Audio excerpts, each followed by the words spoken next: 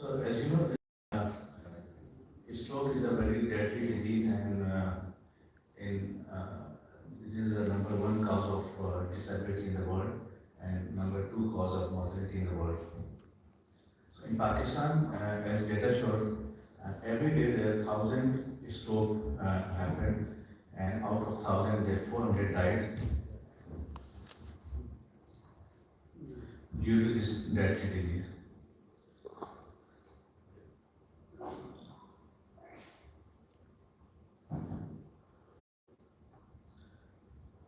So, who is going to deal with deadly disease? Are the neurologists can able to deal this deadly disease, interventional radiologists, or any other specialty? Because the burden in the society is too much. So you have to deal with the disease. You have to train many doctors who can decrease the burden of stroke in the society. As you know, in 2015, the mechanical thrombectomy is the standard treatment of care in large vessel occlusions. So, why I started this mechanical thrombectomy acute ischemic stroke treatment in NISVT? Because cardiologists are large in number in the country. So, if you train the cardiologist, because the learning curve of the cardiologist is small as compared to other.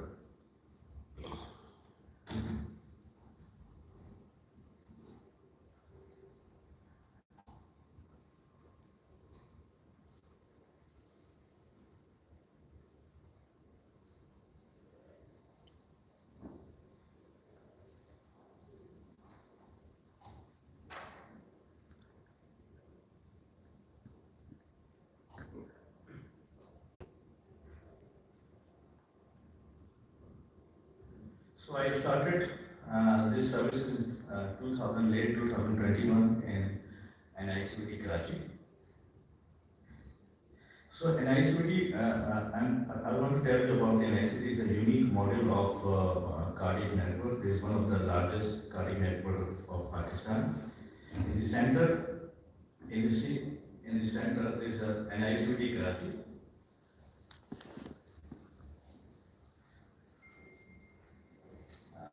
It's not And in the red circles, 9 red circles are the NICVT hospital in all over the Sindh in different cities. And these all hospitals are equipped with the basic facilities and advanced facilities of cardiac uh, care. So these are all hospitals sector Nawabshah, seven in different parts of the city. These hospitals equipped with the primary PCI facilities 24/7. These centers are providing the cabbage services and other cardiac facilities. And the 20 green circles are the chest and unit over here. These are the large containers which is placed in the most populated and areas of the Sindh. These CPUs, chest and unit, is equipped with the doctors, nurses, defibrillators, ECG facilities, and emergency medicine. If any patient who have a chest pain at any time in 24/7, if unable to reach in these hospitals, they can reach in the chest pain unit. We will provide the emergency services to the patient, and if there are any changes in the ECG and need a primary PCI, the ambulance is present next to the CPU, and they can shift and trip and shift the patient to the any nearest NICVT hospital.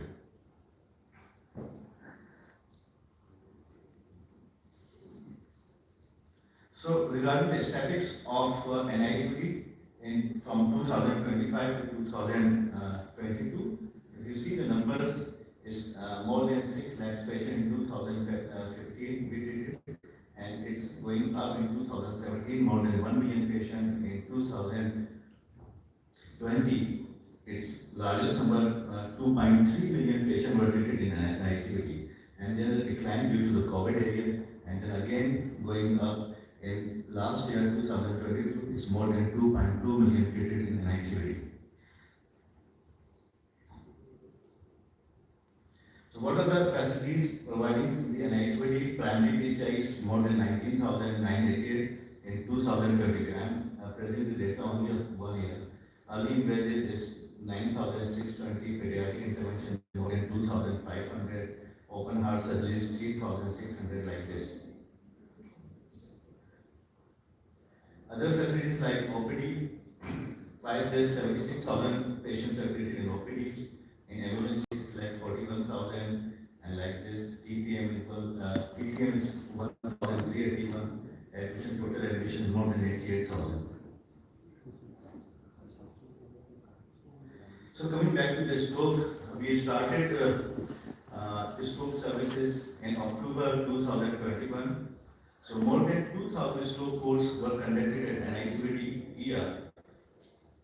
And after the screening, we performed 123 patients qualified for the mechanical thrombectomy for stroke intervention, and we gave TPA in 40 patients. So if you see the numbers month-wise, sometime in a month 2 patients, or sometime you can see in January 23, 16 patients.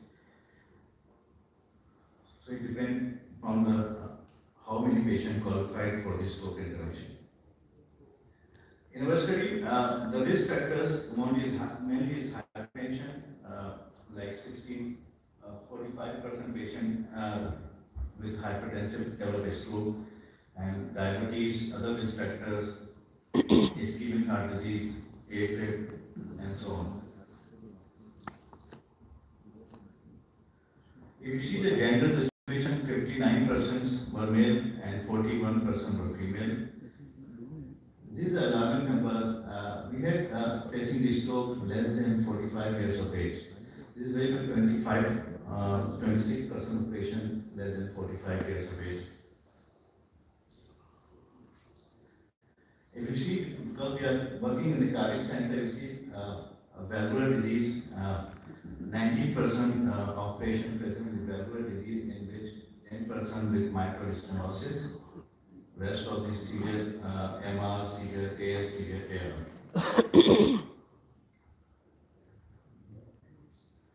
So selection criteria of the stroke is, we see the age is more than 18 years, P-stroke MR is 0 to 1, aspect greater than 6, artery, large vessel occlusion, and symptom to going puncture time is less than 6 hours. If patient meet this criteria, then we can shift this patient for the stroke intervention. In our patient, median NIH score was 80, and at the time of discharge it was 12, and at follow it was 4. And the median modified ranking score was at the time of discharge is 4, and follow at the time of follow is 3. So the anatomical distribution, mainly we face the patient of MCS stroke, 72%, and ICS stroke was 25%. In MCA, we achieved 68% success, and in ICA, we achieved 72% success. Unfortunately, we encountered 3 patients for posterior circulation basilar artery. All were expired, despite of 2 patients showing the good angiography result. Despite of that, all 3 patients were expired. So, as you know, there are 2 methods of mechanical thrombectomy, Solunga and Haddock. We did 60% patient we perform Haddock technique, and 40% we perform Solunga technique. Our target of to achieve is TT2B or TT3 flow. So median number of passes were 4, and procedural success was 84%. We achieved TT2B flow 43% of patients, and 54% we achieved TT3 flow.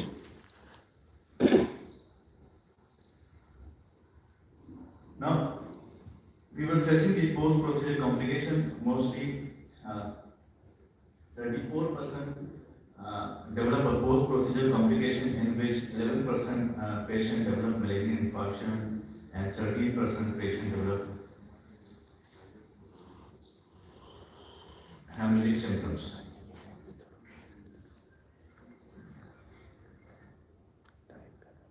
Median complication, we would face 36% aspiration pneumonia, 36% patients with medical complication, in which 26% were developed aspiration pneumonia were treated, and rest of the complications were peripheral thrombosis, cardiac decompensation, seizures, and others.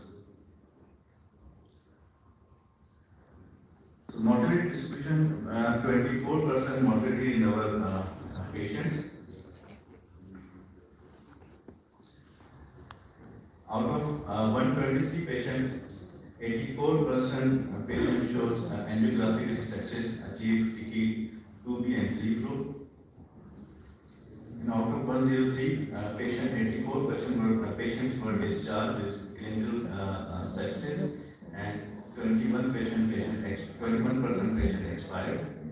And out of 49% patient back to normal life, and 51 patients showed partial improvement but still in follow-up stage of follow-up 3 months. If you see on the left side, 16% shows angiography unsuccessful, in which 53% patient expired and 47% discharged with some clinical improvement.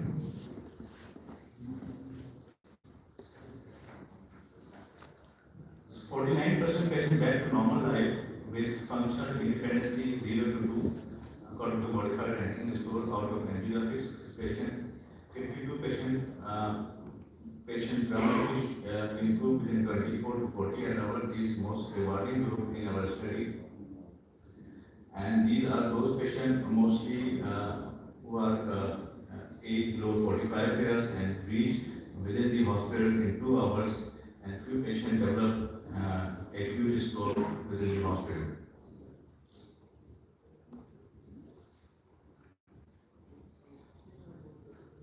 So 23% patient expired out of 123, either unsuccessful procedure or procedure-related complications. So out of 29 patients who are expired, there may be a fast progression or develop a medical complication like cardiac decompensation. Here we can see the global figure of functional independency. As you see, rate of functional independency modified ranking score 0 to 2 in favor of intervention, 32.6% versus 19.1% in Mr. Clean trial. And rate of functional independency at 90 days was 49% in this control group as compared with 13% in the control group. This was published in 2018. So global data, modified ranking score in Mr. Clean trial is 32%, and in rebasket trial is 43%. All-cause mortality in Mr. Clean trial was 30%, and in rebasket trial was 23%. So summary of an ICP score now is we gave our overall outcome in terms of achieving functional independency was 49% and 23% was mortality. So we take the initiative to improve our services. Our doctors cleared the exam, accident exam, stroke intervention exams, and NI score exam. Our nurses are stroke certified. We signed the MOU with the rescue services. If any patient in the country or in the region develops stroke, they can shift the patient to the nearest NICU hospital. So NICU is providing stroke intervention of mechanical thrombectomy 24/7 to everyone, totally free of cost, working in collaboration and technical support of well-known centers, ProMedica International Stroke Network, Ohio, USA, and Western Neurologists, Southern California, USA. Overall outcome in terms of achieving functional independence was 49%, especially in the later quarter, not interfered with global data. We currently also have rapid AI system in ICVD. We want to share a couple of cases if I have time. Already take the consent of the patient to show their videos. This one patient, 21 years, male, history of AVR, presented with left-sided weakness with 0/5 power.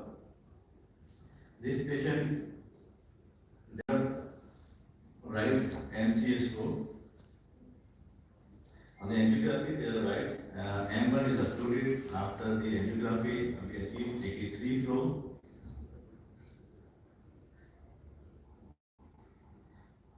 So this patient was not moving his left limb, upper and lower limb, and the next day on the bed we performed the video, and this patient was moving.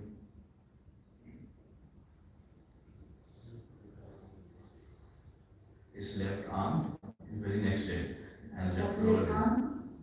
Please 2 minutes more. Due to shortage of time. Okay.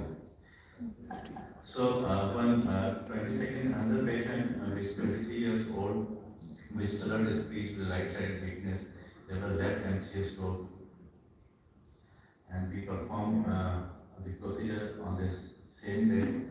The patient developed power on the right side, and he can able to walk